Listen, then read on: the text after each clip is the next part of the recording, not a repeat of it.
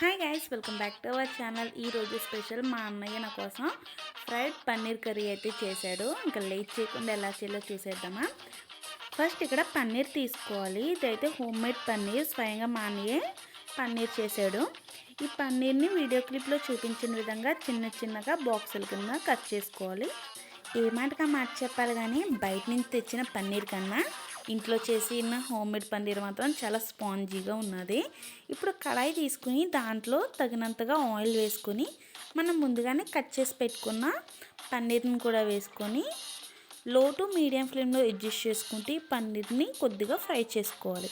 ఇలా ఫ్రై అయిన తర్వాత దీంట్లోనే చిటికెడు సాల్ట్ వేసుకుని మళ్ళీ ఇదంతా కలిసే విధంగా మిక్స్ చేసుకోవాలి. అండ్ కొద్దిగా కారం కూడా వేసుకోవాలి. ఇలా కారం వేసుకొని లో ఫ్లేమ్లో పెట్టుకుని ఈ పన్నీర్ పీసెస్ని బాగా ఫ్రై చేసుకోవాలి. చూడండి, పన్నీర్ అయితే బాగా ఫ్రై అయిపోయింది. ఇప్పుడు దీన్ని ఒక ప్లేట్లోకి సైడ్కి తీసేసుకోవాలి. ఈ పన్నీర్ని ఇలా చూస్తుంది అని తినేయాలనిపిస్తుంది. ఇప్పుడు అదే కడాయిలో కొద్దిగా ఆయిల్ వేసుకొని సన్నగా కట్ చేసి పెట్టుకున్న ఉల్లిపాయలు అండ్ 2 నుంచి 4 పచ్చిమిర్చి వేసుకొని గోల్డెన్ బ్రౌన్ కలర్ వచ్చే వరకు ఫ్రై చేసుకోవాలి. ఇలా ఉల్లిపాయలన్నీ ఫ్రై అయిన తర్వాత చిటికెడు సాల్ట్ వేసుకోవాలి. మనం ఆల్రెడీ పన్నీర్లో వేసాం కాబట్టి కర్రీలో కూడా కొద్దిగా సాల్ట్ అడ్జస్ట్ చేసుకుంటూ ఉండాలి. కొద్దిగా అల్లం వెల్లుల్లి పేస్ట్, చిటికెడు పసుపు వేసుకొని ఇదంతా కలిసే విధంగా మీడియం టు లో ఫ్లేమ్లో అడ్జస్ట్ చేసుకుంటూ మిక్స్ చేసుకోవాలి.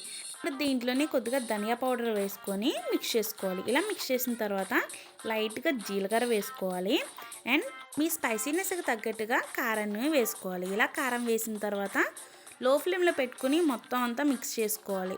ఇప్పుడు మనం ముందుగానే ఫ్రై చేసి పెట్టుకున్న పన్నీర్ని వేసుకొని లో టు మీడియం ఫ్లేమ్లో అడ్జస్ట్ చేసుకుంటూ మిక్స్ చేసుకోవాలి.